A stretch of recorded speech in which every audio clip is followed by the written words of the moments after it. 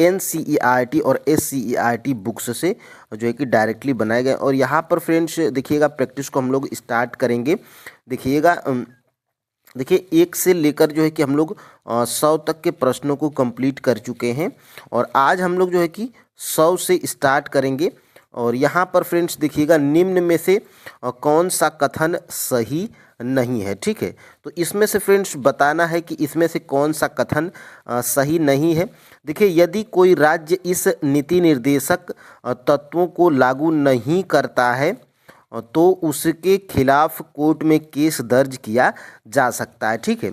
और यहाँ पर फ्रेंड्स देखिएगा तो बिल्कुल फ्रेंड्स इसमें जो है कि यदि राज्य इन नीति निर्देशक तत्वों को लागू नहीं करता है तो उस पर हम लोग जो है कि कोई भी कोर्ट में केस दर्ज जो है कि नहीं कर सकते हैं, ठीक है। ये जो है कि बिल्कुल जो है कि आपका, और देखिए गांधीवादी सिद्धांत भी एक नीति निर्देशक तत्व है, तो ये जो है कि आपका बिल्कुल जो है कि सही है।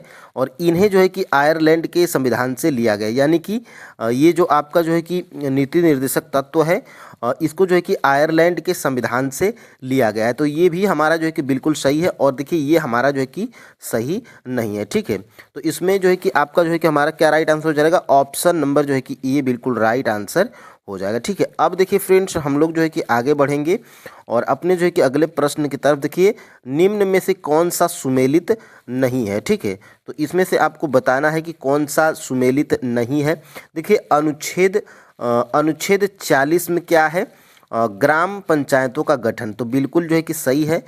अनुच्छेद 44 में समान नागरिक संहिता, ये भी आपका सही है। और अनुच्छेद 39A में क्या है, समान न्याय और निशुल्क कानूनी शिक्षा, ठीक है। तो ये भी हमारा सही है। और इसमें क्या पूछा गया है, इसमें हमारा कौन सा सही नहीं है, ठीक है। तो देखिए हमारा ऑप्शन नंबर जो है कि ई बिल्कुल राइट आंसर हो जाएगा, ठीक है। और ये सारे प्रश्न फ्रेंड्स आपके BPSC के एग्ज़ाम्स में भी पूछे जा चुके हैं और इसलिए जो है कि ये महत्वपूर्ण हो जाता है, ठीक है। अब देखिए यहाँ से 103 नंबर के प्रश्न को हम लोग देखेंगे। देखिएगा निम्न में से कौन सा कथन गलत है, ठीक है। तो ये बताना है कि इसमें से कौन सा कथन गलत है। देखिएगा यहाँ पर फ्रेंड्स संपत्ति के अधिकार को 44वें संविधान संशोधन के बाद हटाया गया था, बिल्कुल जो है कि ये क्या है आपका जो है कि सही है। और इस समय केवल 6 मूल अधिकार हैं। देखिए फ्रेंड्स 7 मूल अधिकार थे आपके, लेकिन संपत्ति के अधिकार को जो है कि हटा दिया गया था 44वें संविधान संशोधन के तहत, ठीक है। तो इसलिए वर्तमान में 6 हैं, तो ये भी हमारा जो है कि सही है। और भारत में मूल अधिकारों को अमेरिका के संविधान से लिया गया है, ये भी जो है कि हमारा बिल्कुल सही है, ठीक है। तो इसमें से गलत पूछा है तो हमारा सभी सही है। तो यहाँ पर हमारा ऑप्शन नंबर क्या राइट आंसर हो जाएगा, ऑप्शन नंबर जो है कि ई बिल्कुल राइट आंसर हो जाएगा, ठीक है। तो ये आप फ्रेंड्स याद रख सकते हैं।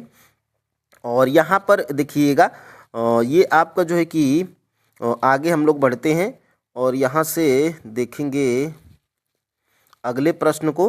तो देखिएगा यहाँ से निम्नलिखित में से कौन सा कथन जो है कि सही है।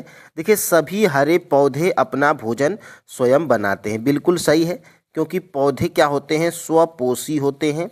स्वपोषी का मतलब फ्रेंड्स जो है कि स्वयं भोजन बनाते हैं।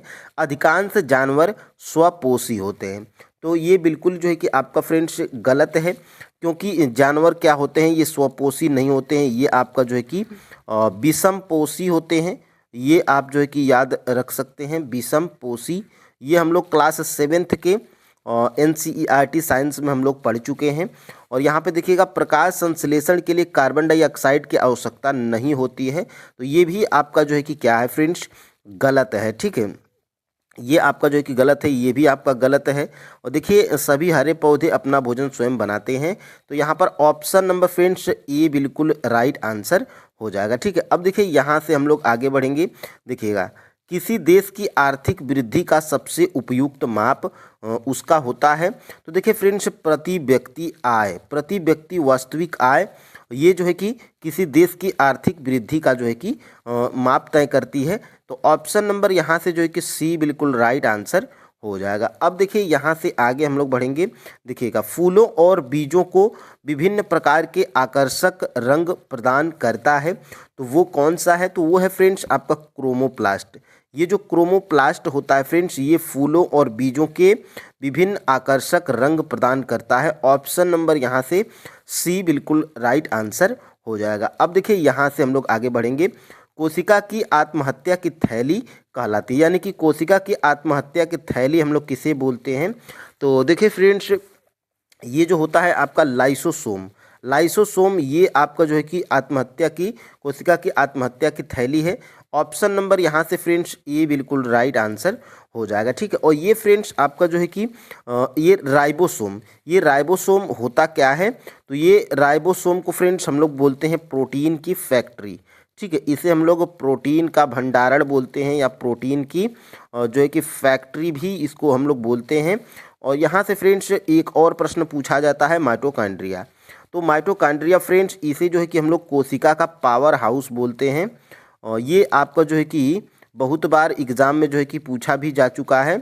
ये जो है कि कोशिका का जो है कि कोशिका का पावर हाउस, ठीक है। तो ये आप जो है कि याद रखिएगा, पावर हाउस, ठीक है, कोशिका का जो है कि पावर हाउस। अब देखिए फ्रेंड्स यहाँ से हम लोग आगे भी बढ़ेंगे। देखिएगा, संविधान के किस अनुच्छेद में यह प्रावधान है कि प्रत्येक राज्य का यह प्रयास होगा कि वह शिक्षा के प्राथमिक चरण में मातृभाषा में जो है कि शिक्षा की पर्याप्त सुविधा प्रदान करे, ठीक है। तो देखिए फ्रेंड्स, यह जो है कि किस आर्टिकल में है ये पूछा जा रहा है। तो यह आर्टिकल जो है कि अनुच्छेद 350 ए में है, ठीक है। ऑप्शन नंबर यहाँ से सी बिल्कुल राइट आंसर हो जाएगा। और यहाँ से फ्रेंड्स हम लोग देखिए आगे भी बढ़ेंगे। देखिएगा, एक लकड़ी झूले पर जो है कि बैठी स्थिति में झूला झूल रही है, उस लड़की के खड़े हो जाने पे दोनों का आवर्तकाल कैसा होगा, यानी कि किस प्रकार का परिवर्तन देखने को मिलेगा? तो ये देखिए कम हो जाएगा, ठीक है। ऑप्शन नंबर यहाँ से फ्रेंड्स आपका जो है कि सी बिल्कुल राइट आंसर हो जाएगा, ठीक है। और यहाँ से फ्रेंड्स हम लोग आगे बढ़ते हैं। देखिएगा अपना अगला प्रश्न, विशिष्ट प्रतिरोध का एसआई मात्रक क्या होता है, ठीक है। तो देखिए फ्रेंड्स, विशिष्ट प्रतिरोध का एसआई मात्रक क्या होता है? ओम मीटर होता है। ऑप्शन नंबर यहाँ से जो है कि सी बिल्कुल राइट आंसर हो जाएगा। अब देखिए यहाँ से हम लोग आगे बढ़ते। देखिए फ्रेंड्स, आप क्या करेंगे, वीडियो को जो है कि आप फास्ट करेंगे, एयरफोन लगाएंगे और बढ़िया तरीके से आप जो है कि सुनिएगा। तो ये आपका जो है कि रिवीजन क्लास है, ठीक है। इन सभी प्रश्नों को मैं आपके NCERT बुक्स में चैप्टर वाइज जो है कि कंप्लीट करवा चुका हूँ। क्लास 6 से लेकर जो है कि 10 तक के NCERT ज्योग्राफी को, क्लास जो है कि नाइन्थ क्लास 10th के जो है कि हम लोग साइंस को कंप्लीट कर चुके हैं। और यहाँ पे फ्रेंड्स कुछ बुक्स हमें बची हैं, उसको हम लोग बहुत ही जल्द कंप्लीट कर लेंगे। देखिए, एक सामान्य शुष्क सेल में विद्युत अपघट्य होता है, ठीक है। तो देखिए फ्रेंड्स, एक सामान्य शुष्क सेल में विद्युत अपघट्य होता क्या है? तो ये अमोनियम क्लोराइड होता है। ऑप्शन नंबर यहाँ से जो है कि ए बिल्कुल राइट आंसर हो जाएगा। अब देखिए यहाँ से हम लोग आगे भी बढ़ेंगे। देखिए, साग सब्जी उत्पन्न करने वाले पौधों का अध्ययन कहलाता है। तो देखिए फ्रेंड्स, साग सब्जी जो है कि उत्पन्न करने वाले पौधों का अध्ययन ये क्या कहलाता है? तो ये फ्रेंड्स कहलाता है आपका ऑलेरी कल्चर, ठीक है, ऑलेरी कल्चर। और देखिए फ्रेंड्स, अगर आपको नहीं भी पता है तो इसमें भी आप जो है कि टिक कर सकते हैं। क्योंकि फ्रेंड्स देखिएगा, और पीसी कल्चर ये जो है कि आपके मछली से जो है कि संबंधित है, ठीक है, मछली से संबंधित है, मछली पालन से संबंधित है। सेरी कल्चर आपका जो है कि रेशम पालन से संबंधित है। तो इसलिए आप जो है कि ओलेरी कल्चर अगर आपको नहीं पता है तो ये फ्रेंड्स आप जो है कि ऐसे आप कर सकते हैं, ठीक है। देखिए, आप जो है कि ऑप्शंस को अगर काटना सीख जाते हैं तो फिर भी आपके जो है कि 8 से 10 प्रश्न में बढ़ोतरी हो जाएगी, ठीक है। अब देखिए यहाँ से हम लोग आगे भी बढ़ेंगे। 13 नंबर के 113 नंबर, कौन सा न्यायालय रीट जारी करता है, यानी कि कौन सा न्यायालय रीट जारी करता है? तो ये फ्रेंड्स देखिएगा, आपका सर्वोच्च न्यायालय और उच्च न्यायालय ये क्या करते हैं? रीट जारी करते हैं। ऑप्शन नंबर यहाँ से सी बिल्कुल राइट आंसर हो जाएगा। और सर्वोच्च न्यायालय जो है कि ये सर्वोच्च न्यायालय जो होता है, ये सर्वोच्च न्यायालय ये जो है कि किस आर्टिकल के तहत जो है कि रीट जारी करता है? तो आर्टिकल 32। और ये उच्च न्यायालय ये किस आर्टिकल के तहत जो है कि, तो ये आपका फ्रेंड्स 226, ये भी आप जो है कि याद रख सकते हैं। अब देखिए यहाँ से हम लोग आगे बढ़ेंगे। निम्नलिखित विटामिनों में से किसमें कोबाल्ट होता है? तो देखिए फ्रेंड्स, विटामिन B12 में जो है कि कोबाल्ट होता है। ऑप्शन नंबर यहाँ से सी बिल्कुल राइट आंसर हो जाएगा। और ये आपके क्लास 10th के NCERT साइंस में दिया गया है, उसको हम लोग जो है कि पढ़ चुके हैं। ठीक है, अब देखिए यहाँ से हम लोग आगे बढ़ेंगे। देखिएगा, एकमात्र देश जहाँ 1900 तक प्रत्येक वयस्क को मतदान का अधिकार था, वह कौन सा देश है? तो वह फ्रेंड्स देश आपका जो है कि न्यूजीलैंड है। 19वीं सदी तक जो है कि इसमें जो है कि न्यूजीलैंड में प्रत्येक वयस्क को मतदान का जो है कि अधिकार प्राप्त हो गया था। ठीक है, तो ऑप्शन नंबर यहाँ से सी बिल्कुल राइट आंसर हो जाएगा। और यहाँ से फ्रेंड्स देखिएगा, रोगियों के दांत देखने में दंत चिकित्सकों का द्वारा प्रयुक्त दर्पण, तो जो है कि जो दांत वाले जो है कि डॉक्टर होते हैं, ये जो है कि रोगियों के दांत को देखने के लिए अवतल जो है कि अवतल दर्पण का प्रयोग करते हैं। ऑप्शन नंबर यहाँ से ए बिल्कुल राइट आंसर हो जाएगा। ठीक है, अब देखिए यहाँ से आगे भी बढ़ेंगे। देखिए, कहा जाता है कि ताजमहल मार्बल कैंसर से ग्रस्त है। यह मार्बल कैंसर क्या होता है? तो यह मार्बल कैंसर जो होता है फ्रेंड्स, ये अम्लीय वर्षा जो मार्बल का क्षरण करती है, ये अम्लीय वर्षा से संबंधित है। इसको आप लोग जो है कि क्लास 7th के चैप्टर नंबर शायद 4 में पढ़ चुके हैं।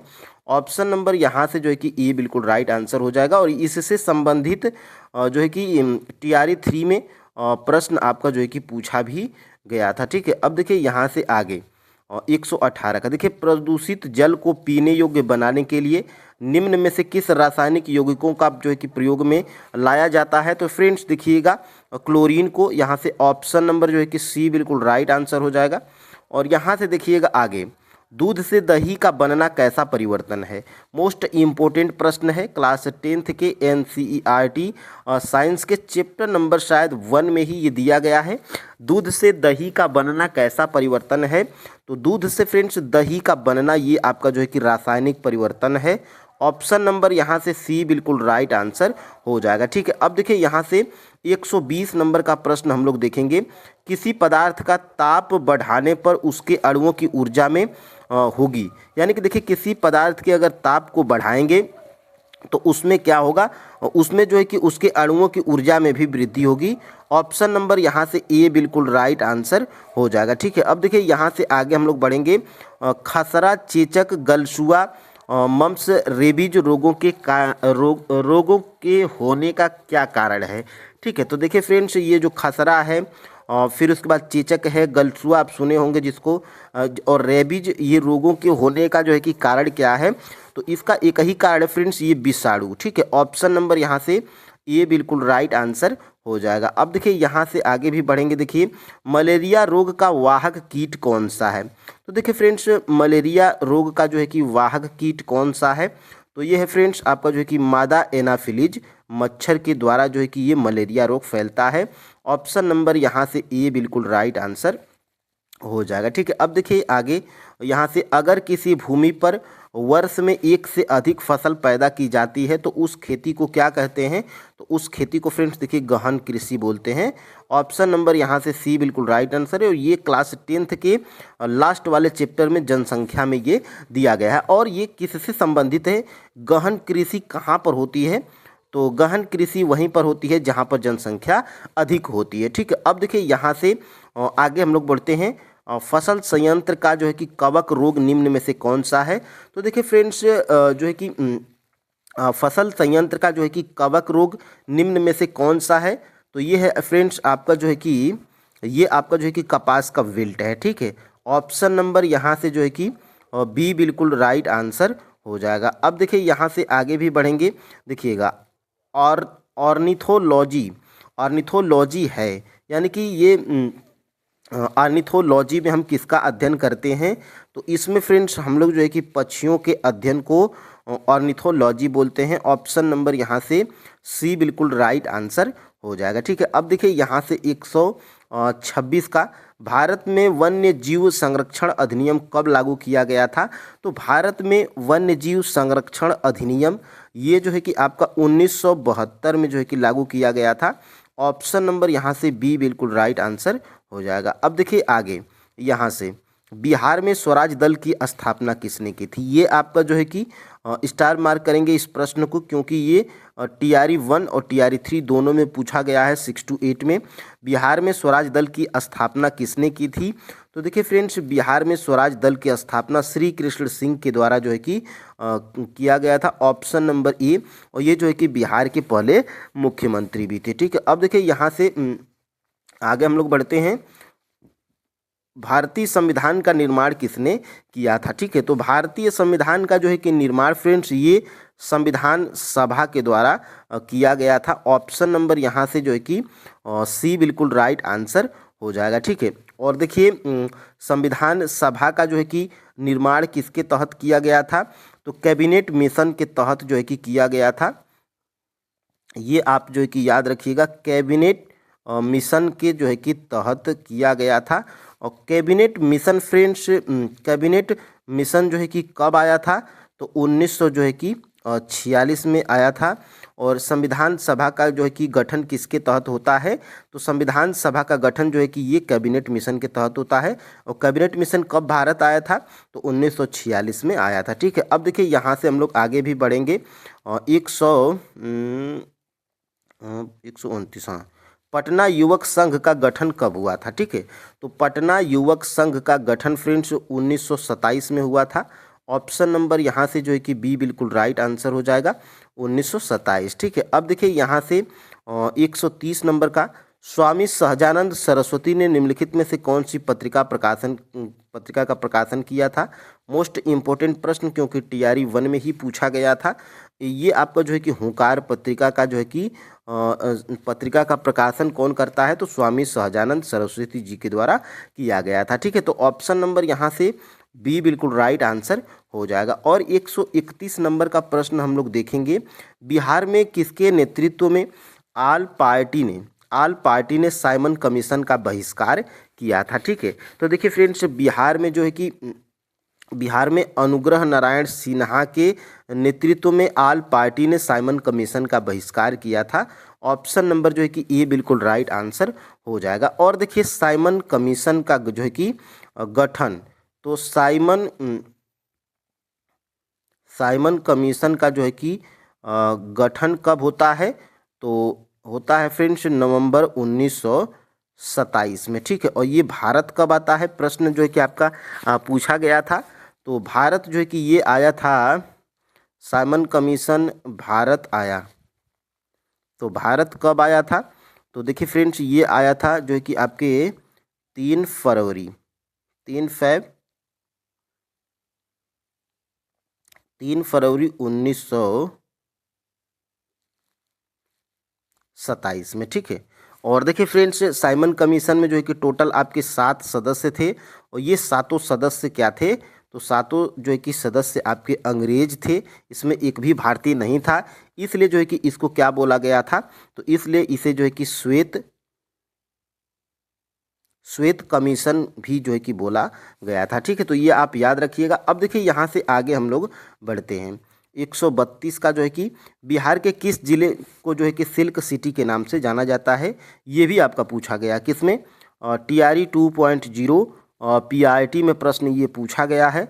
सिल्क सिटी के नाम से किसे जाना जाता है? तो भागलपुर को जो है कि सिल्क सिटी के नाम से जाना जाता है। ऑप्शन नंबर यहाँ से जो है कि बी बिल्कुल राइट आंसर हो जाएगा। और 133 नंबर को देखते हैं। बिहार के किस जिले में जो है कि सोने का सबसे बड़ा भंडार है? तो देखिए फ्रेंड्स,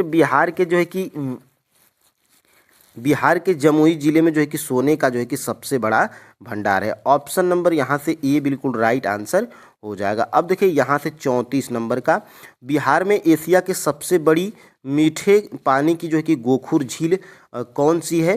तो वह है फ्रेंड्स आपकी कांवर झील। ऑप्शन नंबर यहाँ से ए बिल्कुल राइट आंसर हो जाएगा। और देखिए फ्रेंड्स, इससे डायरेक्टली प्रश्न आपके एग्जाम में बनेंगे, क्योंकि ये NCERT के जो है कि प्रश्न है। ठीक है, अब देखिए यहाँ से राज्यसभा का जो है कि सभापति कौन होता है? ठीक है, तो देखिए फ्रेंड्स, राज्यसभा का जो है कि सभापति कौन होता है? तो उपराष्ट्रपति होता है। ऑप्शन नंबर यहाँ से ए बिल्कुल राइट आंसर हो जाएगा। ठीक है, और उपराष्ट्रपति का जो है कि पद का जो है कि किस आर्टिकल में है? तो यहाँ पे फ्रेंड्स आर्टिकल 63 को आप याद रखिएगा। और जो कि आर्टिकल 64 में, आर्टिकल देखिए 64 में क्या है, तो आर्टिकल जो है कि 64 में क्या है, आर्टिकल 64 में ये कहा गया है कि राज्यसभा का जो है कि सभापति उपराष्ट्रपति होगा। ये जो है कि आर्टिकल 64 में कहा गया है, ये भी आप जो है कि याद रखिएगा। और यहाँ से ये उपराष्ट्रपति का पद, राज्यसभा का सभापति का ये जो है कि पद जो है कि कहाँ से लिया गया है, तो ये अमेरिका के जो है कि संविधान से लिया गया है। ठीक है, तो यहाँ से ये इसको आप याद रखिएगा। और यहाँ से फ्रेंड्स देखिएगा आगे, बिहार राज्य के उत्तर पश्चिमी भागों में कौन सी भू आकृतियाँ हैं। तो देखिए फ्रेंड्स, बिहार राज्य के उत्तर पश्चिमी भागों में जो है कि कौन सी भू आकृतियाँ हैं, तो सोमेश्वर पहाड़ी की श्रृंखलाएँ हैं। ऑप्शन नंबर यहाँ से ए बिल्कुल राइट आंसर हो जाएगा। अब 137 नंबर का प्रश्न हम लोग देखेंगे, और निम्नलिखित में से किस जिले में बिहार का एकमात्र राष्ट्रीय उद्यान है। तो वो है फ्रेंड्स आपका जो है कि पश्चिमी चंपारण जिला, जिसमें जो है कि बिहार का एकमात्र राष्ट्रीय उद्यान स्थित है। ऑप्शन नंबर यहाँ से सी बिल्कुल राइट आंसर हो जाएगा। और ये मैं पढ़ा चुका हूँ, वो कौन सा राष्ट्रीय उद्यान है, बिहार का जो है कि एकमात्र राष्ट्रीय उद्यान कौन सा है, आप जो है कि कमेंट करके हमें बताइएगा। ठीक है, अब देखिए यहाँ से हम लोग आगे बढ़ते हैं, राज्यसभा का कार्यकाल कितना होता है। ठीक है, तो देखिए फ्रेंड्स, राज्यसभा का जो है कि कार्यकाल नहीं होता है, क्योंकि इसमें जो है कि क्या होता है, अस्थाई सदन होता है। ठीक है, इसमें जो है कि क्या होता है, इसमें अस्थाई सदन होता है। इसलिए फ्रेंड्स यहाँ पे ऑप्शन नंबर जो है कि डी याद रखिएगा, हमेशा डी उपयुक्त में से एक से अधिक होता है, लेकिन इसमें डी में क्या कर दिया गया है, इनमें से कोई नहीं। ठीक है, तो ऑप्शन नंबर यहाँ से डी बिल्कुल राइट आंसर हो जाएगा। ठीक है, और पूछा जाएगा कि राज्यसभा के सदस्यों का कार्यकाल, तब जो है कि आप जो है कि टिक करिएगा 6 वर्ष। ठीक है, तो यहाँ से फ्रेंड्स आपका option number D right answer है। और यहाँ से फ्रेंड्स आगे भी बढ़ेंगे, बिहार में लोकसभा की कुल सीटें कितनी है। ठीक है, तो बिहार में लोकसभा की कुल सीटें जो है कि 40 है। ऑप्शन नंबर यहाँ से सी बिल्कुल राइट आंसर हो जाएगा। और विधानसभा, अभी हाल ही में बिहार में विधानसभा का जो है कि चुनाव हुआ है, उसमें आप जो है कि कमेंट करके बताइएगा कि कितनी सीटें थी। ठीक है, अब देखिए यहाँ से हम लोग आगे भी बढ़ेंगे, देखिएगा यहाँ से।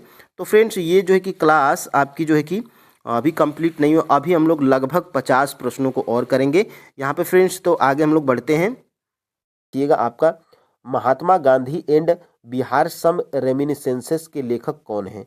ये TRE 1 में, PIT में, और ये जो है कि आपके TRE 2 में, और ये TRE 3 में जो है कि 6 to 8 के SST में ये जो है कि आपका पूछा गया प्रश्न है, Mahatma Gandhi and Bihar some reminiscences के लेखक कौन थे। तो ये जो है कि आपके डॉक्टर राजेंद्र प्रसाद थे। ठीक है, तो ऑप्शन नंबर यहाँ से ए बिल्कुल राइट आंसर हो जाएगा। और ये जो है कि प्रीवियस ईयर का भी है, और ये आपके बिहार SCERT के बुक्स में दिया गया है। ठीक है, देखिए Mahatma Gandhi and Bihar some reminiscences की रचना डॉक्टर राजेंद्र प्रसाद ने 1949 में की थी। और इनकी अन्य प्रमुख रचनाएं डॉक्टर राजेंद्र प्रसाद की, देखिए गांधी जी की देन, बापू के कदमों में, चंपारण में महात्मा गांधी, खादी का अर्थशास्त्र, ये आपके जो है कि डॉक्टर राजेंद्र प्रसाद की प्रमुख रचनाएं हैं। ठीक है, तो याद रखिएगा।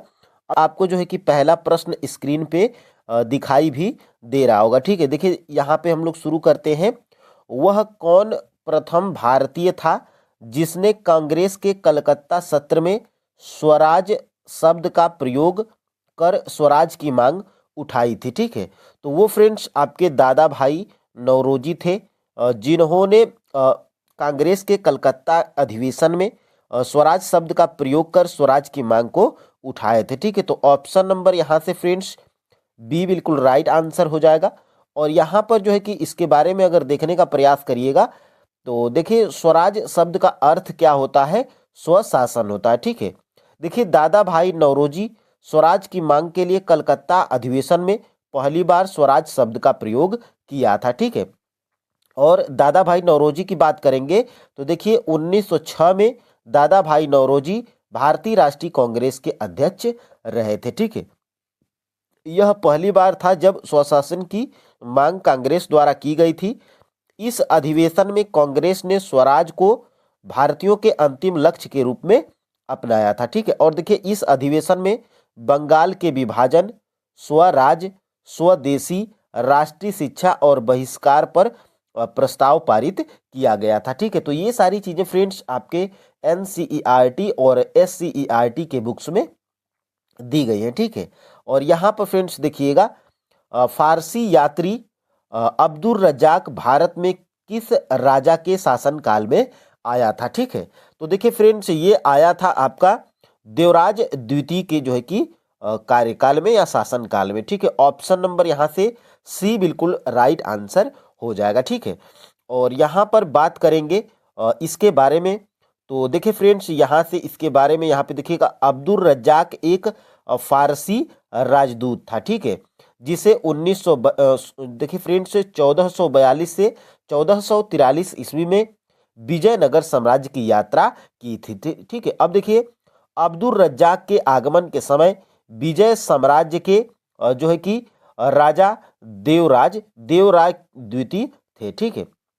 अब देखिए, विजयनगर के बारे में अब्दुल रज्जाक ने क्या कहा था, मैंने पूरे विश्व में इसके समान दूसरा नगर नहीं देखा था, ठीक है। और फ्रेंड्स, यहाँ पर एक प्रश्न और बहुत ही चर्चित पूछा जाता है कि विजयनगर साम्राज्य की स्थापना कब हुई थी, ठीक है। तो देखिए फ्रेंड्स, विजयनगर साम्राज्य की स्थापना 1336 ईस्वी में जो है कि हुई थी। और इसको जो है कि किया कौन था, तो देखिए फ्रेंड्स, हरिहर और बुक्का दो भाई थे, ठीक है। इनके द्वारा जो है कि 1336 में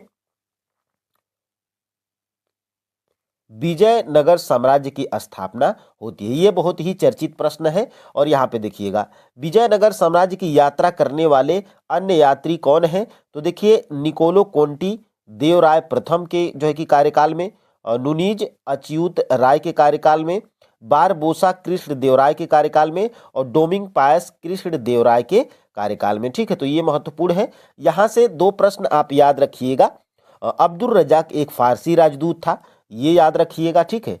और यहाँ पर फ्रेंड्स देखिएगा, जब अब्दुल रज्जाक के आगमन के समय विजयनगर साम्राज्य का जो है कि राजा कौन था, तो देवराय द्वितीय थे, ठीक है। और विजयनगर साम्राज्य की स्थापना 1336 ईस्वी में हरिहर और बुक्का नामक दोनों भाइयों ने किया था, ठीक है।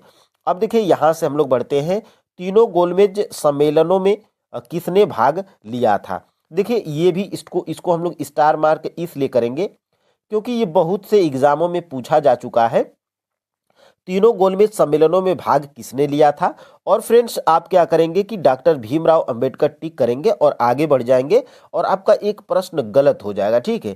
क्योंकि फ्रेंड्स, इसमें जो है कि आपके डॉक्टर भीमराव अंबेडकर, तेज बहादुर सप्रभु, और यहाँ पे जो है कि मौलाना अबुल कलाम आज़ाद, ये तीनों जो है कि आपके तीनों गोलमेज सम्मेलनों में जो है कि भाग में उपस्थित थे, यानी कि भाग लिए थे, ठीक है। तो ऑप्शन नंबर यहाँ पे डी बिल्कुल राइट आंसर होगा, उपर्युक्त में से एक से अधिक।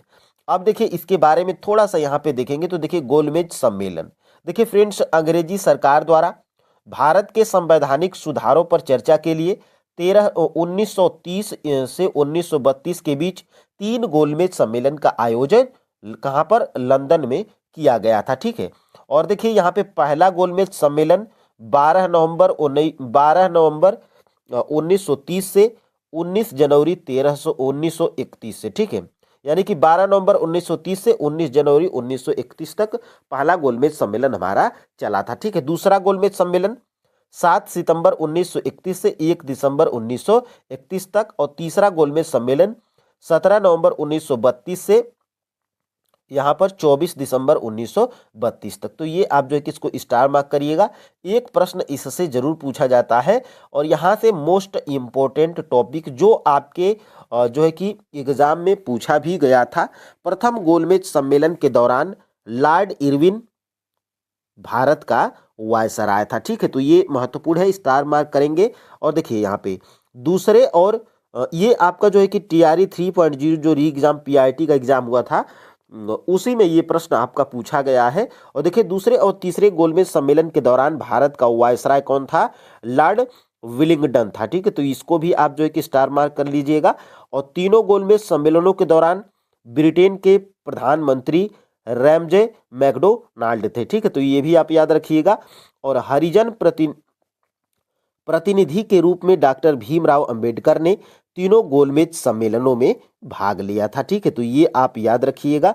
और देखिए, भारतीय राष्ट्रीय कांग्रेस केवल द्वितीय गोलमेज सम्मेलन में शामिल हुई थी। इसके जो है कि कांग्रेस के एकमात्र प्रतिनिधि कौन थे? महात्मा गांधी थे। बहुत ही चर्चित प्रश्न है और बहुत बार आपके जो है कि एग्जाम में भी पूछा जा चुका है। ठीक है, तो ये आप याद रखिएगा। और फ्रेंड्स, हम लोग यहाँ से आगे बढ़ते हैं। देखिएगा, तीनों गोलमेज सम्मेलनों में भाग लेने वाले व्यक्ति कौन थे? डॉक्टर भीमराव अंबेडकर, तेज बहादुर सप्रभु, M.R. जयकर, N.M. जोशी और C.N. मुदालियार। ये जो है कि तीनों गोलमेज सम्मेलनों में जो है कि भाग लेने वाले व्यक्ति हैं। ठीक है, अब देखिएगा फ्रेंड्स, यहाँ से 4 नंबर का प्रश्न हम लोग देखेंगे। तो देखिए, 4 नंबर का प्रश्न जो है कि है क्या? निम्नलिखित में से किसने भारत के बाहर इंग्लैंड में क्रांतिकारी गतिविधियों के एक आरंभिक केंद्र के रूप में इंडियन होम रूल सोसाइटी की शुरुआत की थी? तो देखिए friends, Indian home rule society की शुरुआत यानी कि भारत के बाहर यानी कि इंग्लैंड के क्रांतिकारी गतिविधियों के एक आरंभिक केंद्र के रूप में जो है कि इसकी शुरुआत की गई थी। तो ये कौन थे? तो ये थे फ्रेंड्स आपके श्यामजी कृष्ण वर्मा। ठीक है, तो ऑप्शन नंबर यहाँ से सी बिल्कुल आपका जो है कि राइट आंसर हो जाएगा। और यहाँ से जो है कि आप आगे बढ़ते हैं और यहाँ से देखिएगा, देखिए, विदेश में भारतीय स्वतंत्रता आंदोलन के प्रचार प्रसार का जो है कि श्रेय किसे जाता है? श्यामजी कृष्ण वर्मा को जाता है, जो भारतीय क्रांतिकारी आंदोलन के अग्रणी नेताओं में से एक थे। ठीक है, उन्होंने 1905 में इंडियन होम रूल सोसाइटी जो कि लंदन तथा इंडियन हाउस की स्थापना की थी। ठीक है, अब देखिए, कुछ अंग्रेज मित्रों की सहायता से उन्होंने इंडियन सोशियोलॉजिस्ट नाम से एक अपनी पत्रिका भी शुरू की थी। ठीक है, तो ये महत्वपूर्ण है और आप जो है कि इसको कैप्चर करेंगे फ्रेंड्स, तो यहीं से प्रश्न आपके एग्जाम में बनते हैं। ठीक है, देखिए, निम्नलिखित में से कौन सी जोड़ी सही है? तो देखिए, विनोबा भावे द्वितीय व्यक्तिगत सत्याग्राही, यानी कि जो विनोबा भावे थे, ये मैं कल वाले जो है कि प्रैक्टिस सेट में इसको शामिल किया था, उसी के आधार पे ये प्रश्न आपका जो है कि बनाया गया है। तो ये आपका जो है कि गलत है, क्योंकि फ्रेंड्स विनोबा भावे जो है कि आपके कौन से सत्याग्राही थे?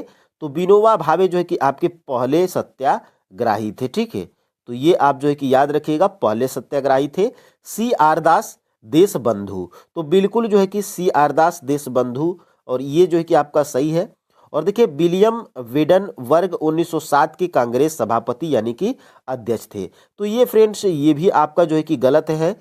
ये आपके विलियम वेडन ये जो है कि आपके 1910 में, ठीक है, 1910 में जो है कि कांग्रेस की अध्यक्षता किए थे। अब बात करेंगे फ्रेंड्स की कल वाले प्रश्न प्रैक्टिस सेट आप देखे होंगे, तो विनोबा भावे जो है कि दूसरे सत्याग्राही थे, मतलब पहले सत्याग्राही थे। और दूसरे सत्याग्राही कौन थे? तो दूसरे सत्याग्राही की बात करेंगे तो दूसरे सत्याग्राही आपके जवाहरलाल नेहरू जी थे। ठीक है, JLN, ठीक है, जवाहरलाल नेहरू जी थे। और तीसरे सत्याग्राही कौन थे? तो तीसरे सत्याग्राही फ्रेंड्स आपके ब्रह्मदत्त थे। ठीक है, ये आप जो है कि याद रखिएगा, ब्रह्मदत्त थे। ये फ्रेंड्स कल वाले प्रैक्टिस सेट में हम लोग किए हैं और जो कि मोस्ट इंपोर्टेंट है। ठीक है, अब देखिए, यहाँ से आगे हम लोग बढ़ते हैं। देखिए, व्यक्तिगत सत्याग्रह के लिए चुने जाने वाले प्रथम सत्याग्राही विनोबा भावे थे, दूसरे जवाहरलाल नेहरू, तीसरे ब्रह्मदत्त थे। ठीक है, चित्तरंजन दास को देशबंधु के उपनाम से जाना जाता है, तो बिल्कुल सही है। देखिए, सन 1907 में भारतीय राष्ट्रीय कांग्रेस का अधिवेशन सूरत में हुआ था, जिसमें कांग्रेस गरम दल और नरम दल नामक 2 दलों में बट गई थी। इसी को जो है कि सूरत विभाजन कहते हैं। 1907 के अधिवेशन की अध्यक्षता कौन किए थे? डॉक्टर रास बिहारी घोष जी किए थे। ठीक है, तो ये प्रश्न बनता है कि जब कांग्रेस का विभाजन हुआ था 1907 में सूरत के अधिवेशन में, उस समय जो है कि कांग्रेस के अध्यक्ष कौन थे? तो रास बिहारी घोष जी थे। ठीक है, अब देखिए, यहाँ से 6 नंबर का प्रश्न हम लोग देखेंगे।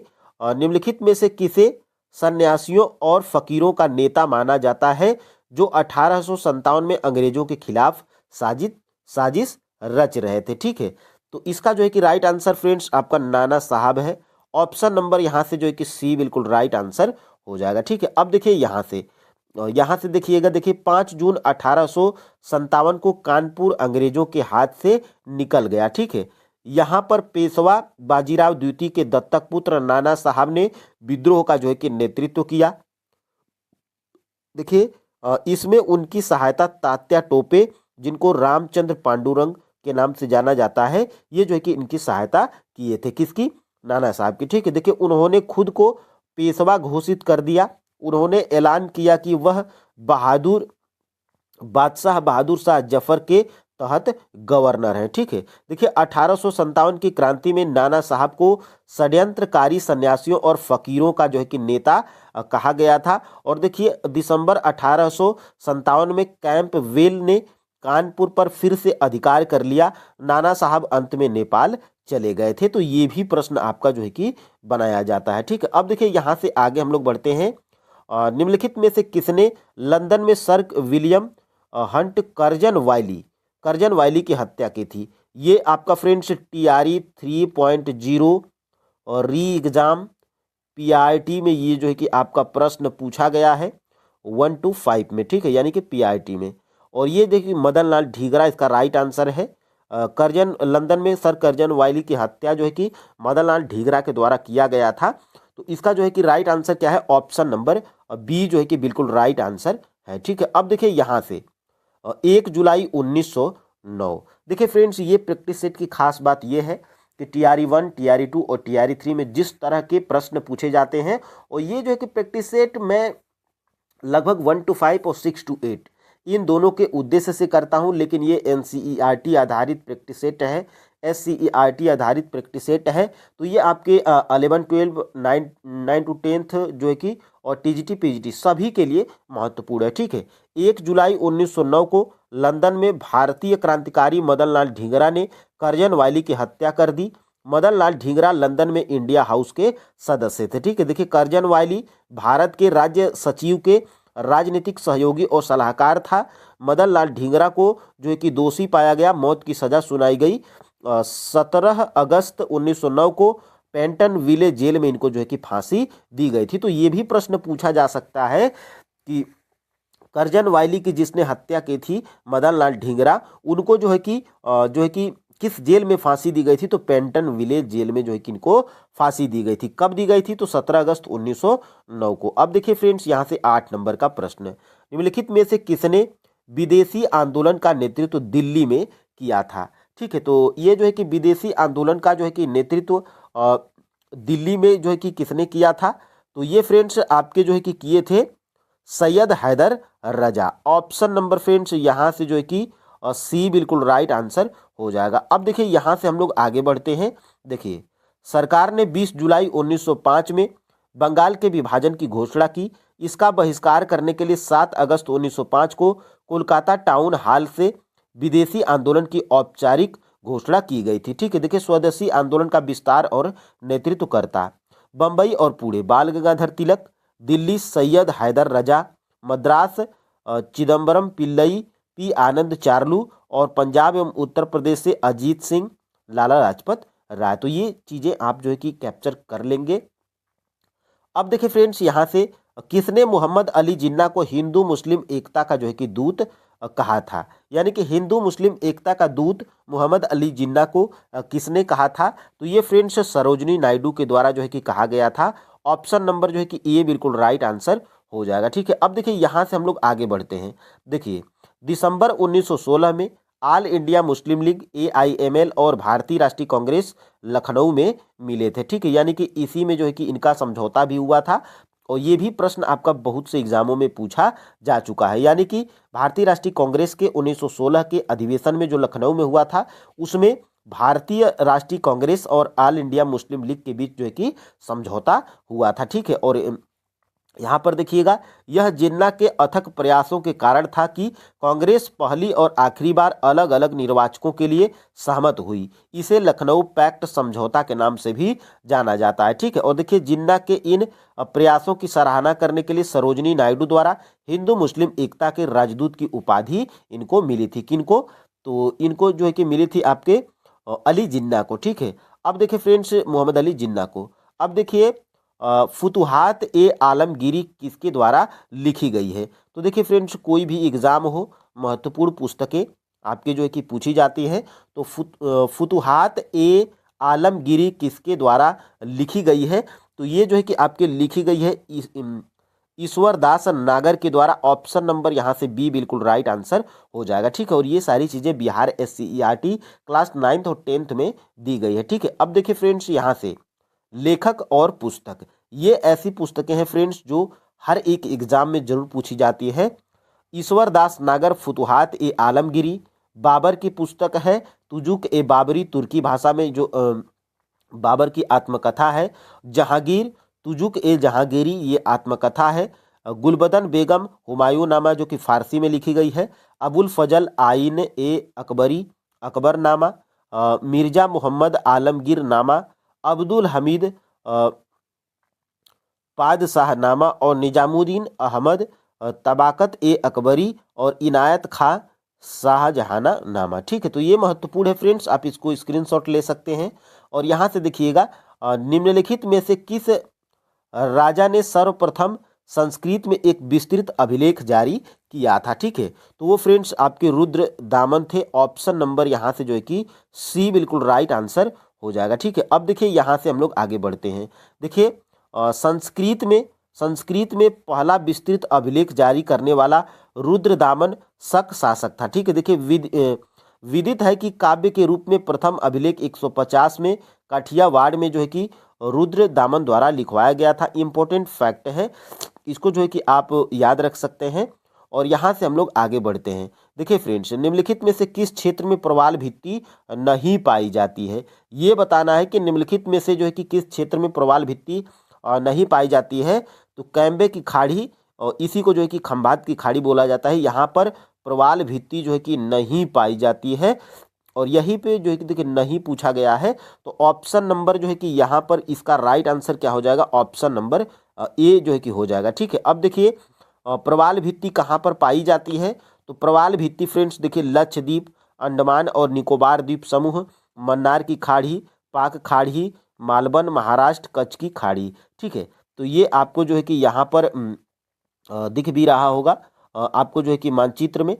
ठीक है, तो ये आप जो है कि इसको स्क्रीनशॉट ले सकते हैं। ठीक है, अब देखिए फ्रेंड्स, यहाँ पे हम लोग आगे बढ़ते हैं। भारत के निम्नलिखित राज्यों में से भारत का कोहिनूर किस राज्य को कहा जाता है। तो देखिए फ्रेंड्स, भारत का कोहिनूर जो है कि कहा जाता है आपके आंध्र प्रदेश को। ठीक है, तो ऑप्शन नंबर यहाँ से ए बिल्कुल राइट आंसर हो जाएगा। ठीक है, अब देखिए हम लोग यहाँ से आगे बढ़ते हैं। और यहाँ से देखिएगा, आंध्र प्रदेश के कोलूर की खान से ही विश्व प्रसिद्ध कोहिनूर हीरा प्राप्त होता है, इसलिए इसे जो है कि कोहिनूर का हीरा कहा जाता है आंध्र प्रदेश को। इसी कारण से इस राज्य को भारत का कोहिनूर कहा जाता है। ठीक है, तो इसको स्टार मार्क करेंगे। अब देखिए फ्रेंड्स, यहाँ से हम लोग आगे बढ़ते हैं। निम्नलिखित वाक्यों में से कौन सा सही है। ठीक है, तो देखिए मध्य प्रदेश की सीमा 7 राज्यों से लगी है। ठीक है, तो क्या ये कथन सही है। तो देखिए फ्रेंड्स, मध्य प्रदेश की जो है कि सीमा 7 राज्यों से नहीं बल्कि 5 राज्यों से जो है कि लगती है। ठीक है, तो ये आपका जो है कि गलत है। भोपाल कर्क रेखा के उत्तर में स्थित है। तो देखिए फ्रेंड्स, भोपाल जो है कि कर्क रेखा के दक्षिण में स्थित है। ठीक है, तो ये भी आपका जो है कि कथन गलत है। ठीक है, अब देखिए यहाँ पे पंजाब राज्य की सीमा जम्मू कश्मीर से नहीं मिलती है। तो फ्रेंड्स बिल्कुल ये मिलती है। ठीक है, तो ये भी आपका जो है कि ऑप्शन गलत है। ठीक है, तो प्रश्न क्या पूछा है कि निम्न वाक्यों में कौन सा सही है। तो एक भी ऑप्शन हमारा सही नहीं है। तो ये देखिए हमारा ऑप्शन नंबर ई बिल्कुल राइट आंसर हो जाएगा, ऑप्शन नंबर ई। ठीक है, तो ये जो है कि आप याद रख सकते हैं। और यहाँ से जो है कि देखिएगा फ्रेंड्स, देखिए मध्य प्रदेश की सीमाएं 5 राज्यों से लगती है। ठीक है, तो देखिए फ्रेंड्स, मध्य प्रदेश की जो है कि सीमाएं 5 राज्यों से लगती है। उत्तर प्रदेश उत्तर में, पूर्व में छत्तीसगढ़, दक्षिण में महाराष्ट्र, पश्चिम में गुजरात और उत्तर पश्चिम में राजस्थान। ठीक है, तो देखिए ये आपका जो है कि ये वाला जो है ये आपका जो है कि मध्य प्रदेश है। ठीक है, तो मध्य प्रदेश जो है कि देखिए उत्तर में, देखिए उत्तर में ये आपका उत्तर प्रदेश है। ठीक है, और पूर्व में देखिए क्या है, तो पूर्व में जो है कि आपका छत्तीसगढ़ है। देखिए फ्रेंड्स, पूर्व में जो है कि ये आपका छत्तीसगढ़ है। ठीक है, ये आपका छत्तीसगढ़ है। और दक्षिण में दक्षिण में कौन सा है, तो दक्षिण में जो है कि महाराष्ट्र है। ये देखिए पीला वाला ये आपका महाराष्ट्र है जो कि मध्य प्रदेश से सटा हुआ है, सीमा साझा करता है। और पश्चिम में जो है कि गुजरात है, ठीक है।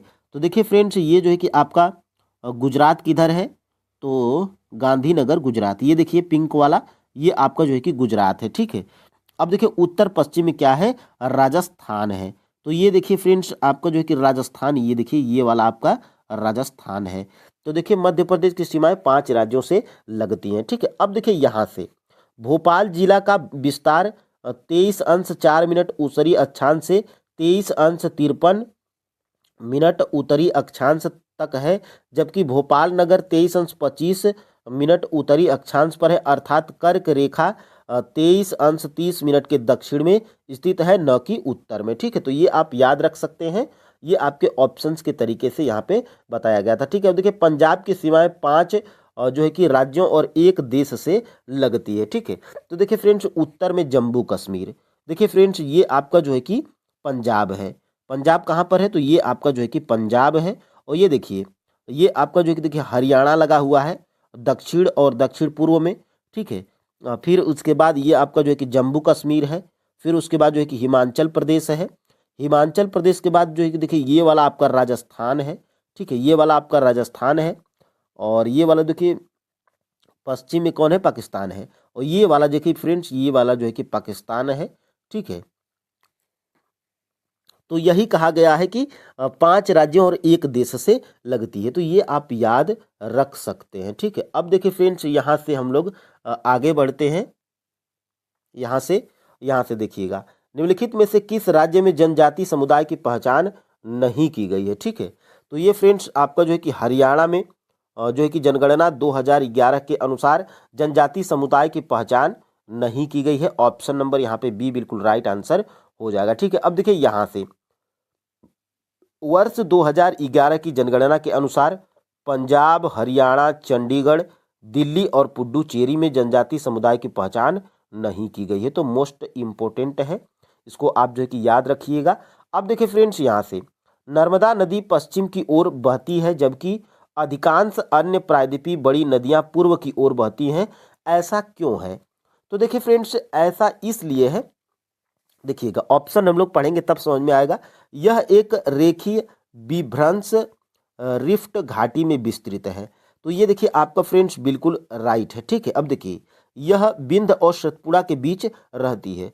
तो फ्रेंड्स देखिए यह बिंद और सतपुड़ा के बीच रहती है ये नर्मदा नदी, ये बिल्कुल कथन सही है, लेकिन ये इसका कारण नहीं है कि इसी के कारण ये जो है कि पश्चिम की ओर बहती है। तो ये भी फिलहाल ऑप्शन आपका जो है कि गलत हो जाएगा। और यहाँ से देखिए भूमि का ढलान मध्य भारत से पश्चिम की ओर है, तो नहीं फ्रेंड्स ये जो है कि आपका पूर्व की ओर है, ठीक है। तो ये आपका जो है कि पूर्व की ओर है, ये आप याद रखिएगा। तो इसलिए फ्रेंड्स आपका जो है कि राइट आंसर क्या हो जाएगा, ऑप्शन नंबर जो है कि ए बिल्कुल राइट आंसर हो जाएगा, ठीक है। अब देखिए यहाँ से हम लोग आगे बढ़ते हैं और इसको देखते हैं। देखिए नर्मदा नदी का पश्चिम की ओर बहाव के कारण भ्रंश घाटी रिफ्ट घाटी से होकर प्रवाहित होना है। नर्मदा नदी विंध्य और विंध्याचल और सतपुड़ा के बीच जो है कि बहती है। मध्य भारत में भूमि का ढलान पूर्व की ओर है, ठीक है। तो ये महत्वपूर्ण है। और यहाँ से नक्शे में अगर देखने का प्रयास करिएगा तो ये देखिए फ्रेंड्स, ये देखिए ये सतपुड़ा है और ये देखिए फ्रेंड्स आपके नर्मदा और ताप्ती, ठीक है। नर्मदा और ताप्ती के बीच में सतपुड़ा है, तो ये भी महत्वपूर्ण है। और देखिए ये आपकी महानदी हो गई, गोदावरी हो गई, कृष्णा हो गई, कावेरी हो गई, ये सभी बंगाल के खाड़ी में गिरती हैं, ठीक है। और यहाँ पे एक प्रश्न और बनता है फ्रेंड्स, जो नदियाँ बंगाल की खाड़ी में गिरती हैं ये किसका निर्माण करती है, तो ये जो है कि आपके डेल्टा का निर्माण करती हैं, ठीक है। और ये देखिए आपका माही नदी, नर्मदा नदी, ताप्ती नदी, ये जो है कि आपके पश्चिम की ओर बहने वाली नदियां हैं और जो अरब सागर में गिरती हैं, ठीक है। तो अरब सागर में गिरने वाली नदियां किसका निर्माण करती हैं, तो ज्वार नद का जो है कि निर्माण करती हैं, ठीक है। तो ये महत्वपूर्ण है। अब देखिए फ्रेंड्स हम लोग आगे बढ़ते हैं। यहाँ से प्रायद्वीपीय भारत में पूर्व दिशा में बहने वाली नदियों का उत्तर दक्षिण का सही क्रम, तो ये प्रश्न इसलिए मैं बनाया हूँ इसमें क्योंकि ये बीपीएससी में पूछा गया प्रश्न है, क्रम पूछ देता है। तो इसका जो है कि राइट आंसर क्या है, ऑप्शन नंबर ए है। स्वर्ण रेखा, महानदी, गोदावरी, कृष्णा, पेन्नार, कावेरी और बैगई, ये क्या है, पूर्व दिशा में बहने वाली नदियों का उत्तर दक्षिण का सही क्रम है, ठीक है। अब देखिए इसको नक्शे में देखेंगे तो देखिए सबसे पहले नक्शा में होता क्या है, ऊपर आपका उत्तर होता है और नीचे आपका जो है कि दक्षिण होता है, इधर आपका जो है कि पूर्व होता है और इधर आपका जो है कि पश्चिम होता है। ठीक है, तो ये देखिए उत्तर से दक्षिण की तरफ तो देखिए दामोदर हो गया, स्वर्ण रेखा हो गया, ये आपका जो है कि यहाँ से वैतरणी हो गया, फिर उसके बाद गोदावरी हो गया, पेनार हो गया, वैगई और ताम्रपर्णी, ये जो है कि आपके उत्तर से दक्षिण का क्रम है। अब देखिए फ्रेंड्स यहाँ से हम लोग आगे बढ़ते हैं, निम्नलिखित कथनों में से कौन सा से मतलब कौन सा सही है। ठीक है, तो देखिए फ्रेंड्स यहाँ से 18 का राइट आंसर क्या है, ऑप्शन नंबर सी है, पुलिकट झील केवल 2 राज्यों में मिलती है। ठीक है, और ये कौन कौन से 2 राज्य हैं, तो ये आपके जो है कि तमिलनाडु है। ठीक है, ये आपका जो है कि तमिलनाडु है, तमिलनाडु व आपका जो है कि क्या है, आंध्र प्रदेश है। ठीक है, तो ये आपका जो है कि याद रखिएगा आंध्र प्रदेश। ठीक है, आंध्र प्रदेश हो गया। तो पुलिकट झील केवल 2 राज्यों में फैली है, तमिलनाडु व आंध्र प्रदेश। ठीक है, अब देखिए फ्रेंड्स हम लोग आगे बढ़ते हैं, भारत में हिमालय केवल 5 राज्यों में, तो नहीं फ्रेंड्स ये अधिक से राज्यों में, तो इसलिए ये गलत है। पश्चिम घाट केवल 5 राज्यों में, तो ये भी आपका गलत है, ये आपका जो है कि सही है, ऑप्शन नंबर सी। ठीक है, अब देखिए इसको हम लोग देखेंगे यहाँ पर, देखिए भारत के प्रमुख हिमालयी राज्य केंद्र शासित प्रदेश, देखिए जम्मू कश्मीर, लद्दाख, हिमाचल प्रदेश और देखिए उत्तराखंड, सिक्किम, अरुणाचल प्रदेश, मेघालय, नागालैंड, मणिपुर, मिजोरम एवं त्रिपुरा, इनके अलावा असम और पश्चिम बंगाल के पहाड़ी क्षेत्र भी इसके अंतर्गत आते हैं। किसके अंतर्गत, तो हिमालय के अंतर्गत आते हैं। ठीक है, देखिए पश्चिमी घाट, पश्चिमी घाट देखिए गुजरात, महाराष्ट्र, गोवा, कर्नाटक, तमिलनाडु एवं केरल राज्यों में फैला है।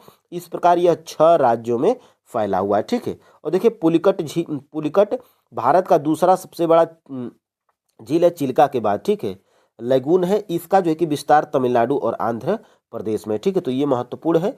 और यहाँ से फ्रेंड्स हम लोग जो है कि आगे बढ़ते हैं 19 नंबर के प्रश्न की तरफ, निम्नलिखित में से सबसे प्राचीन पर्वत श्रृंखला कौन सी है, तो सबसे प्राचीन श्रृंखला फ्रेंड्स आपकी अरावली पर्वत श्रृंखला है, ऑप्शन नंबर यहाँ से जो है कि बी बिल्कुल राइट आंसर हो जाएगा। ठीक है, अब देखिए यहाँ से 19 का आपने जो है कि देख लिया।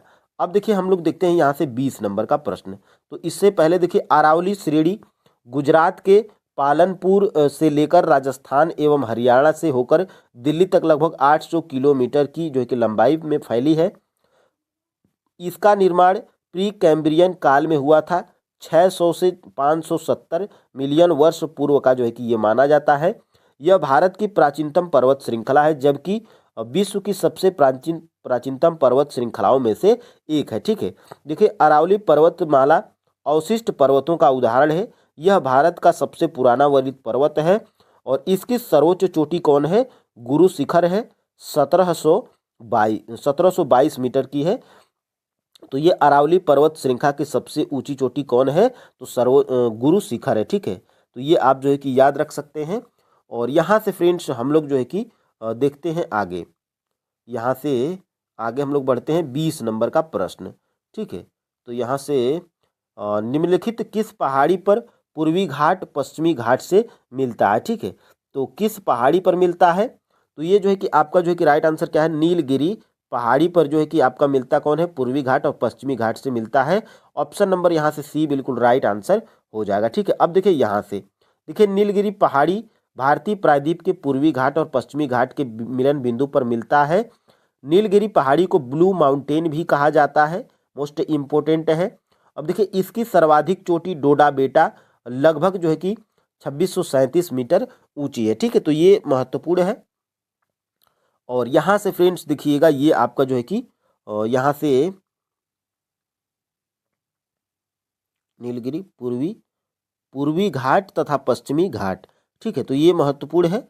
और यहाँ से देखिएगा ये आपका जो है कि पूर्वी घाट है और ये आपका पश्चिमी घाट है। ठीक है, और यहीं पे देखिए ये नीलगिरी पर्वत मिलता है। ठीक है, अब देखिए फ्रेंड्स यहाँ से कुल्लू घाटी जिन पर्वत श्रेणी के बीच अवस्थित है वह है, यानी कि कुल्लू घाटी किन पर्वत श्रेणी के बीच स्थित है, तो ये जो है कि आपका जो है कि धौलाधर और पीर पंजाल श्रेणी के मध्य में कुल्लू घाटी पर्वत श्रेणी स्थित है। ठीक है, तो ऑप्शन नंबर यहाँ से ए बिल्कुल राइट आंसर हो जाएगा। ठीक है, अब देखिए यहाँ से हम लोग आगे बढ़ते हैं। और कुल्लू घाटी कहाँ पर है, तो कुल्लू घाटी जो है कि आपके हिमाचल प्रदेश में है और घूमने के लिए बहुत ही अच्छी जगह भी है। ठीक है, अब देखिए यहाँ से 22 नंबर का, निम्नलिखित कथनों में से कौन सा कथन सत्य है।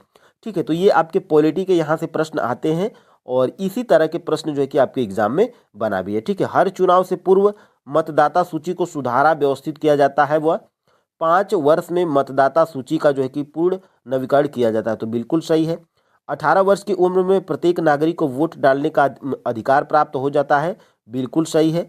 और विधानसभा के चुनाव में उम्मीदवार बनने के लिए न्यूनतम आयु 25 वर्ष, ये भी आपका जो है कि स्टार मार्क कर लेंगे, ये भी आपका सही है।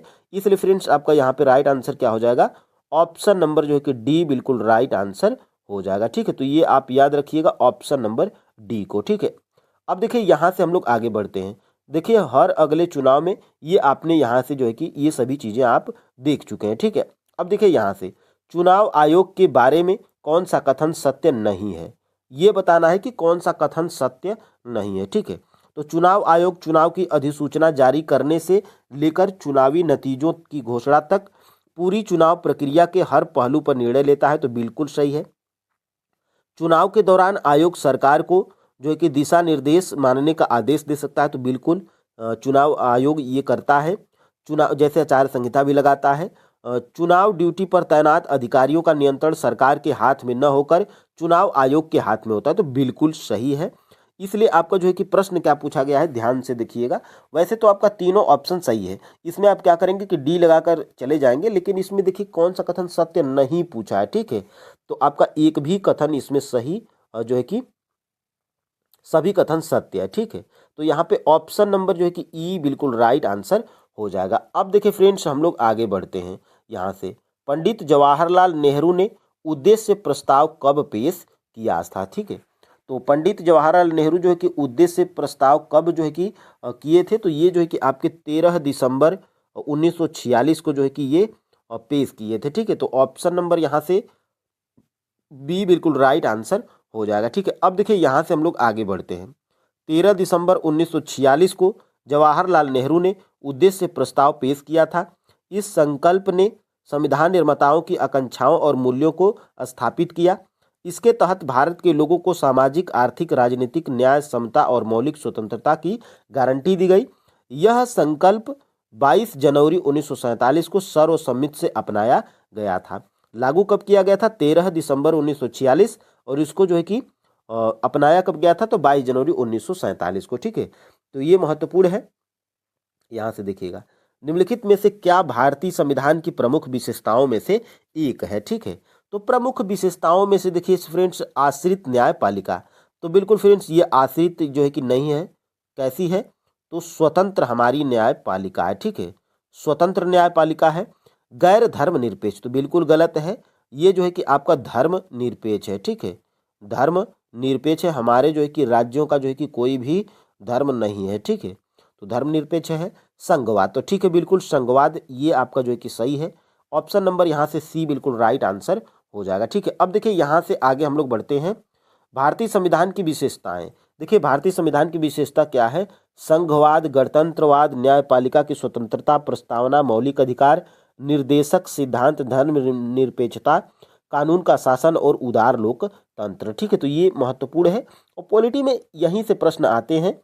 भारतीय संविधान तैयार करने के दौरान 1946 में सभा का संवैधानिक सलाहकार किसे नियुक्त किया गया था। ठीक है, तो ये फ्रेंड्स आपका जो है कि नियुक्त किया गया था BN राव को। ठीक है, तो ऑप्शन नंबर यहाँ से ये बिल्कुल राइट आंसर हो जाएगा। ठीक है, अब देखिए फ्रेंड्स, और ये जो है कि आपके जब संविधान तैयार किया गया था तो किसके तहत किया गया था, तो कैबिनेट मिशन के तहत जो है कि इसका गठन हुआ था। ठीक है, और पहली बैठक कब हुई थी, तो 9 दिसंबर 1946 को हुई थी।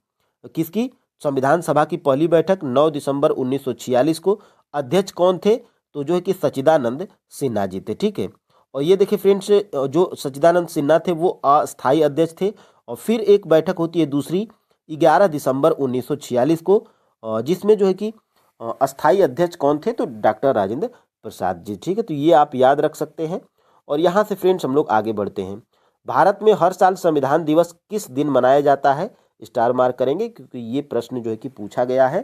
भारत में हर साल संविधान दिवस किस दिन मनाया जाता है, तो 26 नवंबर को जो है कि संविधान दिवस मनाया जाता है। ऑप्शन नंबर यहाँ से बी बिल्कुल राइट आंसर हो जाएगा। ठीक है, अब देखिए यहाँ से 28 नंबर का, यहाँ से इसके बारे में देखिए, भारत में संविधान दिवस हर साल 26 नवंबर को मनाया जाता है, क्योंकि 26 नवंबर 1949 को भारत की संविधान सभा ने संविधान को अपनाया था। हालांकि संविधान को लागू होने में कुछ महीने का समय लगा था। 26 जनवरी 1950 को लागू किया गया था। संविधान दिवस मनाने की शुरुआत साल 2015 में हुई थी। तो ये चर्चित है, इसको आप जो है कि याद रखिएगा, ठीक है। अब देखिए यहाँ से निम्नलिखित में से किसने भारतीय संविधान की प्रस्तावना को भारतीय संविधान की राजनीतिक कुंडली के रूप में जो है कि वर्णित किया था।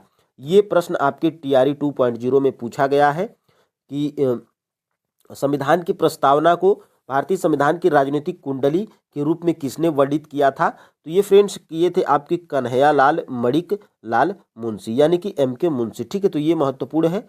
और यहाँ से फ्रेंड्स आपका जो है कि ऑप्शन नंबर बी बिल्कुल राइट आंसर हो जाएगा, ठीक है। अब देखिए यहाँ से आगे, निम्न में से कौन एक संवैधानिक निकाय नहीं है, ठीक है। तो इसमें से जो है कि कौन सा संवैधानिक निकाय नहीं है। तो ये फ्रेंड्स आपका जो है कि संवैधानिक निकाय, देखिए इसमें जो है कि आपका संवैधानिक निकाय नीति आयोग नहीं है, ठीक है। तो ऑप्शन नंबर यहाँ से बी बिल्कुल राइट आंसर हो जाएगा। देखिए वित्त आयोग हमारा संवैधानिक निकाय है, क्योंकि इसका जो है कि किस आर्टिकल में इसका उल्लेख है। तो जो है कि ये आपका वित्त आयोग का जो है कि आर्टिकल 280 में इसका उल्लेख है। और राष्ट्रीय अनुसूचित जनजाति आयोग ये आपके संविधान के किस आर्टिकल में है। तो 338A, ठीक है, इस आर्टिकल में है। इसलिए आपका नीति आयोग संवैधानिक निकाय नहीं है, इसलिए आपका option number B right answer हुआ है, ठीक है। अब देखिए यहाँ से भारत में संवैधानिक निकाय वे संस्थाएं या राष्ट्रीय निकाय होते हैं जिन्हें देश के संविधान के तहत स्थापित किया जाता है। देखिए चुनाव आयोग अनुच्छेद 324, संघ और राज्य लोक सेवा आयोग अनुच्छेद 315, वित्त आयोग अनुच्छेद 280, राष्ट्रीय अनुसूचित जनजाति आयोग अनुच्छेद 338A, ठीक है। तो ये महत्वपूर्ण है। और ये फ्रेंड्स आप जो है कि देख पा रहे होंगे नीति आयोग, यहाँ पे थोड़ा प्रिंट में मिस्टेक हो गया। नीति आयोग एक संवैधानिक निकाय नहीं है, यह एक गैर संवैधानिक और गैर संवैधानिक निकाय है। नीति आयोग की स्थापना कब हुई थी। 1 जनवरी 2015 को हुई थी नरेंद्र मोदी जी के कार्यकाल में, ठीक है। तो ये इसको जो है कि आप याद रख सकते हैं। अब देखिए फ्रेंड्स यहाँ से आगे हम लोग बढ़ते हैं, ठीक है। भारत के संविधान के किस अनुच्छेद में भारत के वर्णन को एक संप्रभु लोकतांत्रिक गणराज्य से संप्रभु समाजवादी धर्मनिरपेक्ष लोकतांत्रिक गणराज्य में बदल दिया गया, और साथ ही राष्ट्र की एकता शब्द को राष्ट्र की एकता और अखंडता में बदल दिया गया था। तो वो फ्रेंड्स आपका जो है कि कौन सा था। तो वो आपका जो है कि 42वां संविधान संशोधन था, ठीक है। 42वें संविधान संशोधन को लघु संविधान संशोधन भी बोला लघु संविधान भी बोला जाता है, ठीक है। तो ये आप जो है कि प्रश्न बन सकता है कि लघु संविधान किसको बोलते हैं। तो 42वें संविधान संशोधन को, ठीक है। और यहाँ से इसी 42वें संविधान संशोधन के तहत जो है कि मूल कर्तव्यों को जो है कि शामिल किया गया था, ठीक है। तो ये आप जो है कि याद रख सकते हैं, ठीक है। अब देखिए यहाँ से हम लोग आगे बढ़ते हैं।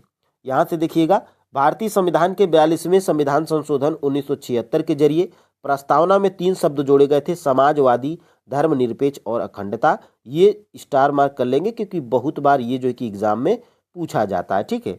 और यहाँ से फ्रेंड्स हम लोग आगे बढ़ते हैं 31 नंबर का प्रश्न। 1978 में संविधान में किस संशोधन ने संपत्ति के अधिकार को मौलिक अधिकारों की सूची से हटा दिया था, ठीक है। तो 1978 में संविधान में जो है कि किस संशोधन ने जो है कि संपत्ति के अधिकार को मौलिक अधिकारों की सूची से हटाया था। तो वो था फ्रेंड्स आपका जो है कि 44वां संविधान संशोधन। 44वां संविधान संशोधन कब हुआ था। तो 1978 में जो है कि हुआ था। और ये जो है कि संपत्ति के अधिकार को जो है कि मौलिक अधिकारों की सूची से हटाकर एक कानूनी अधिकार बनाया गया था, ठीक है। अब देखिए यहाँ से आगे हम लोग बढ़ते हैं। देखिए भारतीय संविधान में संपत्ति के अधिकार का प्रावधान पहले से अनुच्छेद 19 और 31 में था, लेकिन 44वें संविधान संशोधन 1978 के जो है कि द्वारा संपत्ति के अधिकार को मौलिक अधिकारों की सूची से हटा दिया गया और इसे अनुच्छेद 300A के तहत कानूनी अधिकार बनाया गया था, ठीक है। तो ये महत्वपूर्ण है और ये बार बार प्रश्न पूछा जाता है, ठीक है। देखिए भारतीय संविधान के किस अनुच्छेद में अल्पसंख्यकों के हितों के संरक्षण की व्यवस्था है। तो देखिए फ्रेंड्स अल्पसंख्यकों के हितों के संरक्षण की व्यवस्था की बात करेंगे तो वो आपका जो है कि अनुच्छेद 29 है। ठीक है, तो ये आप याद रख सकते हैं। ऑप्शन नंबर जो है कि बी बिल्कुल राइट आंसर हो जाएगा। ठीक है, अब देखिए यहाँ से हम लोग आगे बढ़ते हैं। देखिए, भारतीय संविधान में अल्पसंख्यकों के विकास के लिए और उनकी भाषा एवं संस्कृति के संरक्षण के लिए अनुच्छेद 29 और 30 के तहत कई विशेष प्रावधान किए गए हैं। ठीक है, तो ये महत्वपूर्ण है। अब देखिए फ्रेंड्स, यहाँ से हम लोग आगे बढ़ते हैं। भारतीय संविधान का कौन सा अनुच्छेद राज्य सरकारों को ग्राम पंचायत के गठन का निर्देश देता है? ठीक है, तो वो फ्रेंड्स आपका जो है कि अनुच्छेद 40 है। अनुच्छेद 40 क्या करता है? तो अनुच्छेद 40 फ्रेंड्स राज्य सरकारों को ग्राम पंचायत के गठन का निर्देश देता है। ठीक है, तो ये महत्वपूर्ण है। अब देखिए फ्रेंड्स, यहाँ से हम लोग आगे बढ़ते हैं। ग्राम पंचायतों का गठन भारतीय संविधान के अनुच्छेद 40 के तहत दिया है। अनुच्छेद 40 बताता है कि राज्य ग्राम पंचायतों को व्यवस्थित करने के लिए कदम उठाएगा।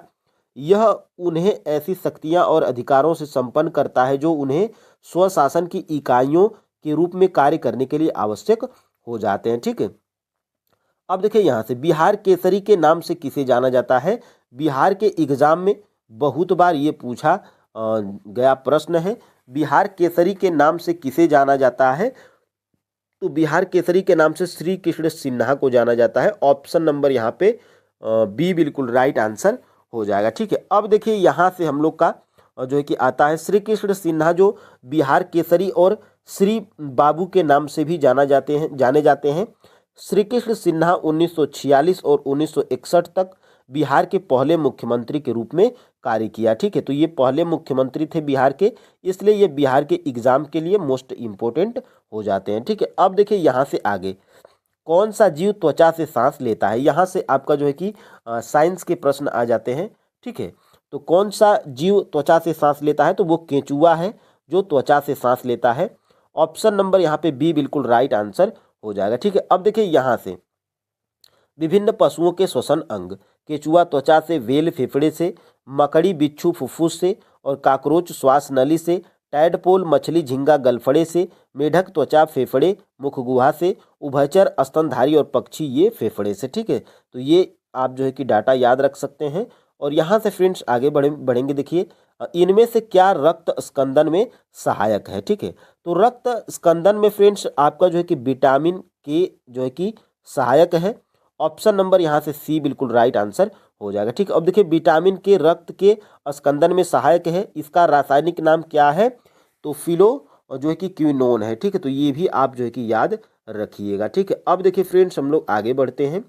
निम्नलिखित में से कौन संक्रामक रोग और विदेशी आक्रमणकारियों से शरीर की रक्षा करता है? ठीक है, अब इसमें आप कंफ्यूज होंगे कि विदेशी आक्रमणकारियों से जो है कि शरीर की रक्षा करता है, तो बिल्कुल यही एकदम एग्जैक्ट प्रश्न आपके बीपीएससी में पूछा गया है और ये प्रश्न बिल्कुल सही भी है। ठीक है, तो देखिएगा यहाँ से देखिए ल्यूकोसाइट्स क्या करती है? तो संक्रामक रोगों और विदेशी आक्रमणकारियों से शरीर की जो कि रक्षा करती है। ठीक है, तो ऑप्शन नंबर यहाँ से ए बिल्कुल राइट आंसर हो जाएगा। ठीक है, अब देखिए यहाँ से श्वेत रक्त कणिकाएं WBC, जिन्हें ल्यूकोसाइट्स भी कहा जाता है, प्रतिरक्षा प्रणाली की कोशिकाएं हैं जो संक्रामक रोग और विदेशी आक्रमणकारी दोनों के खिलाफ शरीर की रक्षा करने में शामिल है। ठीक है, और ये देखिए सभी श्वेत रक्त कोशिकाएं अस्थि मज्जा में बहुशक्तिशाली जो है कि कोशिकाओं से निर्मित और व्युत्पन्न होती हैं, जिन्हें जो है कि हेमेटोपोएटिक स्टेम सेल के रूप में जो है कि जाना जाता है। ठीक है, अब देखिए यहाँ से निम्नलिखित में से कौन सा धातु खनिज नहीं है? अब ये TRE 2 में पूछ लिया गया प्रश्न है, इसीलिए मैं इसको शामिल किया हूँ। ठीक है, कौन सा अधातु खनिज नहीं है? ठीक है, तो इसमें फ्रेंड्स ये आपका जो है कि बॉक्साइट, ये क्या है? अधातु खनिज नहीं है। ठीक है, और ऑप्शन नंबर यहाँ से बी बिल्कुल राइट आंसर हो जाएगा। ठीक है, अब देखिए यहाँ से गैर धात्विक खनिज किसे बोलते हैं? तो वे खनिज हैं जिनमें धातु नहीं होती है। ठीक है, गैर धात्विक खनिजों के उदाहरण देखिए, चूना पत्थर, अभ्रक, कोयला, जिप्सम, डोलोमाइट, फास्फेट, नमक, ग्रेनाइट आदि शामिल हैं। इसमें क्या होता है? तो इसमें खनिज नहीं पाए जाते हैं। ठीक है, अब देखिए फ्रेंड्स यहाँ से आगे हम लोग बढ़ते हैं। इनमें धातु नहीं पाए जाते हैं। ठीक है, देखिए निम्नलिखित में से कौन सा रक्त प्रोटीन प्लाज्मा में पानी की मात्रा को नियंत्रित करता है? तो वो फ्रेंड्स आपका एल्बुमिन है। ठीक है, एल्बुमिन क्या करता है, तो रक्त प्रोटीन है जो कि प्लाज्मा में पानी की मात्रा को नियंत्रित करता है। ऑप्शन नंबर यहाँ से जो है कि बी बिल्कुल राइट आंसर हो जाएगा। ठीक है, अब देखिए यहाँ से ब्लीचिंग पाउडर डट डट का यौगिक है, यानी कि ब्लीचिंग पाउडर किसका यौगिक है, तो ब्लीचिंग पाउडर फ्रेंड्स आपका जो है कि कैल्शियम का यौगिक है। ऑप्शन नंबर यहाँ से ए बिल्कुल राइट आंसर हो जाएगा। ठीक है, अब देखिए यहाँ से ब्लीचिंग पाउडर रासायनिक रूप से कैल्शियम ऑक्सीक्लोराइड, यानी कि ये आपका जो है कि सूत्र है। ब्लीचिंग पाउडर का निर्माण बैंकमैन के संयंत्र का उपयोग करके किया जाता है, जिसे चूने और क्लोरीन को ब्लीचिंग पाउडर बनाने के लिए प्रतिक्रिया के लिए बनाया जाता है। ठीक है, देखिए ब्लीचिंग पाउडर एक पीले रंग का सफ़ेद पाउडर होता है जिसमें क्लोरीन की तेज गंध होती है। हवा के संपर्क में आने पर ब्लीचिंग पाउडर क्लोरीन की गंध देता है। ऐसा इसलिए है क्योंकि ब्लीचिंग पाउडर वातावरण से कार्बन डाइऑक्साइड के साथ प्रतिक्रिया करके कैल्शियम कार्बोनेट और क्लोरीन बनाता है। ठीक है, तो ये अभिक्रिया से है और ये प्रश्न आपका टीआरई 3 में भी पूछा गया है।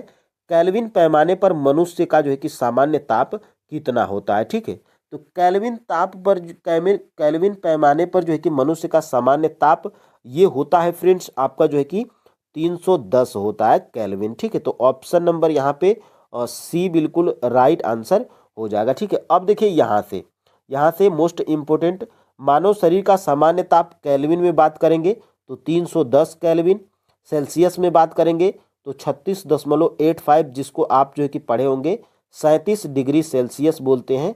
ठीक है, अब देखिए फ़ारेनहाइट में बात करेंगे तो ये 98.6 फ़ारेनहाइट होता है। तो ये तीनों चीज़ें आप याद रखिएगा। और देखिए यहाँ से आगे हम लोग बढ़ते हैं, पीन वैली राष्ट्रीय उद्यान कहाँ स्थित है। देखिए फ्रेंड्स, पीन वैली राष्ट्रीय उद्यान ये आपके जो है कि हिमाचल प्रदेश में स्थित है।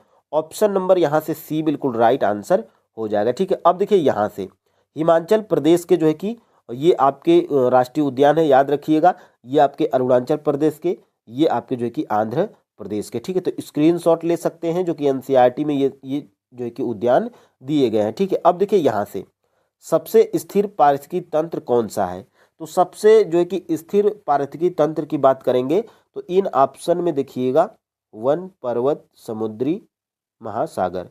तो देखिए फ्रेंड्स, ये जो है कि आपका सबसे जो है कि स्थिर पारिस्थितिकी तंत्र ये जो है कि आपका समुद्री महासागर है। ऑप्शन नंबर जो है कि ए बिल्कुल राइट आंसर हो जाएगा। ठीक है, अब यहाँ से देखिएगा निम्नलिखित में से कौन पर्यावरण के लिए खतरा है। ये आपका फ्रेंड्स ये जो टीआरई 3 वाला जो एग्ज़ाम हुआ था, जो कैंसिल हो गया था पीआईटी वाला, ये उसमें प्रश्न पूछा गया है, जो कि ये क्लास 10th के एनसीईआरटी जियोग्राफी में ये जो है कि आपका दिया गया है। ठीक है, तो ये जो है कि कैंसिल वाले में पूछा गया है पीआईटी में। ठीक है, पीआईटी में पूछा गया है 1 to 5 में। ठीक है, 1 to 5 में। तो निम्नलिखित में से कौन पर्यावरण के लिए खतरा है, तो बढ़ती जनसंख्या फ्रेंड्स पर्यावरण के लिए खतरा है। ऑप्शन नंबर यहाँ से बी बिल्कुल राइट आंसर हो जाएगा। ठीक है, अब देखिए यहाँ से प्रधानमंत्री श्री नरेंद्र मोदी ने किस शहर में जल संचय जन भागीदारी का पहल जो है कि शुभारंभ किया है। तो ये चर्चित प्रश्न है और ये आपके एग्जाम में पूछा जा सकता है, करंट का है, इसलिए मैं इसको शामिल कर दिया हूँ। तो प्रधानमंत्री श्री नरेंद्र मोदी ने किस शहर में जल संचयन जल भागीदारी का जो है कि पहल शुभारंभ किया था, तो ये जो है कि आपका जो है कि ऑप्शन नंबर सी है सूरत में। ठीक है, तो इसको आप याद रख सकते हैं। अब देखिए यहाँ से देखिएगा हाल ही में किस राज्य सरकार ने पुलिस बल में महिलाओं को 33% जो है कि आरक्षण की घोषणा की है, तो वो है आपका जो है कि राजस्थान जो है कि महिलाओं को 33% आरक्षण की जो है कि घोषणा की है पुलिस में। ठीक है, तो ऑप्शन नंबर यहाँ से सी बिल्कुल